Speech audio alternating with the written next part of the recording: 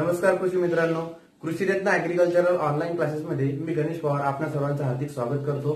तर आपण आतापर्यंत फिजिकल वेदरिंग आणि केमिकल वेदरिंग हे टाइप्स पाहिले। आता त्यातला third type that is biological weathering. Okay, third type is biological weathering, that is the weathering which caused due to various biological factors. It includes disintegration as well as decomposition. Okay, जे काही biological factors आहेत त्यांच्यामुळे जे weathering होते that is nothing but the biological weathering. तर बघा, आता biological factors मध्ये मोस्ट ऑफ ऑल ते दोन प्रकारे कॅटेगरीज केल्या जातात। ओके, कोणते? तर फ्लोरा अँड फौना। फ्लोरा म्हणजे काय? तर प्लांट किंवा व्हेजिटेटिव्ह पार्ट, आणि फौना ओके म्हणजे ॲनिमल्स, इन्सेक्ट वगैरे वगैरे। ओके, मायक्रो ऑर्गॅनिझम वगैरे एवढं सगळं याच्यामध्ये। तर बघा, हे फॅक्टर्स जे आहेत ते वेदरिंगला कसे कॉन्ट्रीब्युट करतात ते आपण वन वन बघूया। आता फ्लोरामध्ये आपल्याला माहितीये जे हायर प्लांट आहे त्यांचे जे रूट्स आहेत, हायर प्लांटचे जे रूट्स आहेत, थोडे एक्झाम्पल घ्यायचं झालं पिंपळाचं झाड। पिंपळाचं झाड जे ते एकदम डीपली पेनेट्रेट होते आणि त्याच्यामुळे त्याचे रॉक आहे त्याच्यामध्ये क्रॅक्स पडतात। ओके, आणि क्रॅक्स पडल्यामुळे तो रॉक लूज होतो आणि त्याचं वेदरिंग होते। Okay, so this is the first factor that is roots of the higher plant. त्याच्यानंतर व्हेरियस ऍसिड्स। ओके, काही जे प्लांट असतात त्यांचे जे रूट्स असतात it secrete certain amount of acid or certain type of acids, आणि हे जे ऍसिड्स आहेत ते त्या रॉक मध्ये केमिकल रिएक्शन घडून आणते।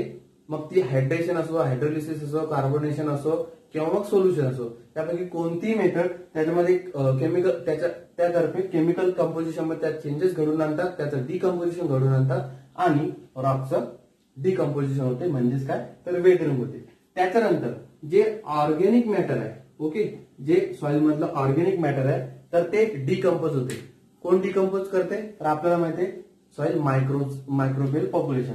तर मग ह्या ऑर्गेनिक मॅटरचं डिकम्पोजिशन होताना वेगवेगळ्या प्रकारचे ऍसिड सिक्रेट होतात आणि ते केमिकल वेदरिंगला कॉन्ट्रीब्युट करतात, आणि अशा प्रकारे हा जो फ्लोरा जो कॅटेगरी आहे म्हणजे जे काही प्लांट आहे त्याच्याद्वारे रॉकचं वेदरिंग होते। आता आपण बघूया फौना।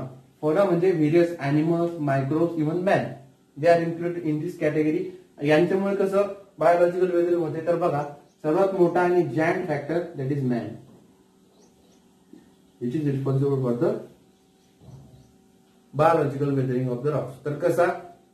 तर माणूस मोठमोठे घरे बांधतो, मोठमोठे पूल्स, रोड्स बांधताना किंवा मोठमोठे म्हणजे डॅम्स प्रोजेक्ट जे असतात ते बांधताना जे काही खोदले जाते किंवा मोठमोठे खड्डे केले जातात त्याच्यामुळे जे रॉकचे जे स्ट्रक्चर आहे ते डिस्टर्ब होते आणि रॉकचं वेदरिंग होते। So man is the most giant factor in case of biological weathering.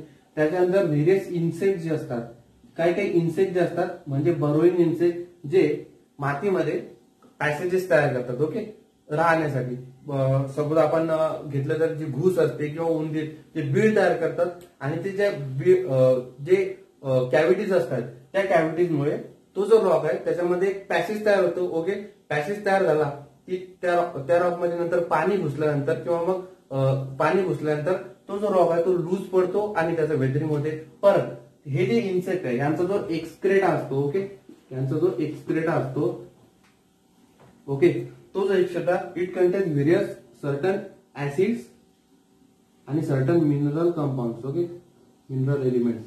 आणि हे जे मिनरल एलिमेंट्स आहे, काही ऍसिड्स आहे, हे केमिकल प्रोसेसेस मध्ये कॉन्ट्रीब्युट करतात इन सॉइल आणि त्याच्यामुळे रॉकचं बायोलॉजिकल वेदरिंग घडून येते। त्याच्यानंतर अजून third factor that is earthworm. Earthworm that is गांडूळ, आपल्याला माहिती आहे। तर काय? तर अर्थवॉर्म जो आहे तो सॉइल त्याच्या एलिमेंटरी कॅनलमध्ये स्वॅलो करतो आणि सॉल्व करतो आणि त्याच्यामुळे काय होते तर सॉइलचं जे इरोजन होते किंवा रॉकचं वेदरिंग होते। त्याच्यानंतर जे ऍंड्स आणि टर्माइट्स असतात, ओके, त्या ऍंड्स आणि टर्माइट्स जे असतात, तर ऍंड्स आणि टर्माइट्स या काय करतात तर ह्या राहण्यासाठी वारुळ तयार करतात. ठीक आहे. आता वारुळ तयार केल्यावर ते काय करतात, त्याचे सॉइलचे जे पार्टिकल्स आहे ते लोअर हॉरिझॉन मधून अप्पर हॉरिझॉन मध्ये आणतात. आपण बघतो जमिनीच्या पृष्ठभागावर असं वरती वरती वारुळ तयार होते. तर जे सॉइलचे जे पार्टिकल्स आहेत ते लोअर हॉरिझॉन मधून अप्पर हॉरिझॉन मध्ये आणतात आणि त्याच्यामध्ये स्मॉल स्मॉल पार्टिकल्स ते वरती आणल्यामुळे तो जो रॉक आहे it becomes very loose. Okay. आणि त्याच्यामुळे आता ते जे पॅसेजेस ते तयार करतात त्या वारुळात राहण्यासाठी, त्यावर वॉटर म्हणजे पाऊस पडला किंवा अजून कोणत्या फॅक्टरने त्यात पाणी घुसलं तर तो साहजिक आहे तो रॉक वीक पडतो आणि त्याचं डिसइंटिग्रेशन होते. त्याच्यानंतर ह्या ज्या अँट्स असतात त्या त्यांच्या सलावरी ग्लँड्स मधून किंवा त्यांच्या ग्लँड्स मधून फॉर्मिक ऍसिड नावाचा एक सबस्टन्स किंवा जो ऍसिड आहे तो सिक्रेट करतात. आता आपल्याला माहितीये मुंगी आल्यावर आपल्याला जी आग होते ती कशामुळे, तर फॉर्मिक ऍसिडमुळे. तर हा जो फॉर्मिक ऍसिड आहे तो सॉइल मध्ये ज्या केमिकल प्रोसेसेस आहेत त्या एनहान्स करतो आणि म्हणजे इनऑर्गॅनिक ऍसिड ऑर्गॅनिक ऍसिड आणि तो केमिकल रिॲक्शन ज्या एनहान्स केल्यामुळे रॉकचं वेदरिंग होते. आता इकडे बघा फ्लोरामध्ये आपण एक ऍसिडच्या बाबतीत एक मेन एक्झाम्पल घ्यायचं राहिलो तर आपण ते बघूया. तर बघा फ्लोरामध्ये आपल्या सर्वांना माहिती आहे that is lichen. Okay. Lichen is the symbiotic association between algae and fungi. Okay. Lichen is the symbiotic association between algae and fungi. तर बघा यातला जो फंगी आहे तो जो फंगी आहे तो काय करतो, तर जिथे कुठे उगतो किंवा आपण लायकेन जे आहे ते कुठे पण उगते आपल्याला माहिती, साध्या दगडावर पण लायकेन उगू शकते. तर त्याचे जे रूट्स आहेत म्हणजे जे फंगी आहे ते ऑक्झॅलिक ऍसिड नावाचा सबस्टन्स सिक्रेट करतात आणि हा जो ऑक्झॅलिक ऍसिड आहे तो त्या रॉकच्या फिजिकल डिसइंटिग्रेशन साठी कारणीभूत असतो. Okay. So this is what all about the biological weathering of the Roxx. Okay. Thank you. बघा अशा प्रकारे आपण वेदरिंग आणि त्याचे वेगवेगळे types that is physical weathering, biological weathering आणि केमिकल वेदरिंग असे 3 टाइप्स बघितले. आता मित्रांनो बघा या वेदरिंग मध्ये जे ट्रान्सपोर्टिंग एजंट्स आहे म्हणजे जे पॅरेंट मटेरियल जे आहे ते एका ठिकाणाहून दुसऱ्या ठिकाणी ट्रान्सपोर्ट करताना वेगवेगळे एजंट्स असतात. ओके. आणि त्या एजंट्सच्या नावावरून ते जे डिपॉझिटेड मटेरियल आहे त्याला पर्टिक्युलर नाव दिलेलं आहे ते आपण बघणार आहोत. ते परीक्षेच्या अनुषंगाने खूप महत्वाचं आहे. तर बघा आपण पहिला ट्रान्सपोर्टिंग एजंट बघूया that is water. Most obvious transporting agent in case of weathering that is water. आता वॉटरमध्ये जर that parent material, fragmented parent material is deposited, transported and deposited by means of river, then that transported material is called as alluvium. Okay. काय म्हणतात त्याला, alluvium. ठीक आहे. रिव्हरने जर का ते ट्रान्सपोर्ट झालेलं असलं तर. त्याच्यानंतर if the transported material is transported by lake, then it is called as lacustrine. Okay. त्याला काय म्हणतो आपण, त्या ट्रान्सपोर्टेड मटेरियल ऑफनली कॉल्ड एज लॅक्यूस्ट्रीम. ठीक आहे. त्याच्यानंतर if the transported material is transported or carried out by the ocean then it is called as marine. Okay. Then it is called as marine. तर हा जो पहिला फॅक्टर आहे that is water आणि त्याचे जे डिफरंट ट्रान्सपोर्टिंग एजंट्स आहेत त्याच्यानुसार त्यांचे पॅरेंट मटेरियलचे जे ट्रान्सपोर्टेड पॅरेंट मटेरियल त्याचे नाव दिलेले आहे. त्याच्यानंतर दुसरा फॅक्टर जो आहे that is wide. Okay. This is also most hazardous factor in case of weathering.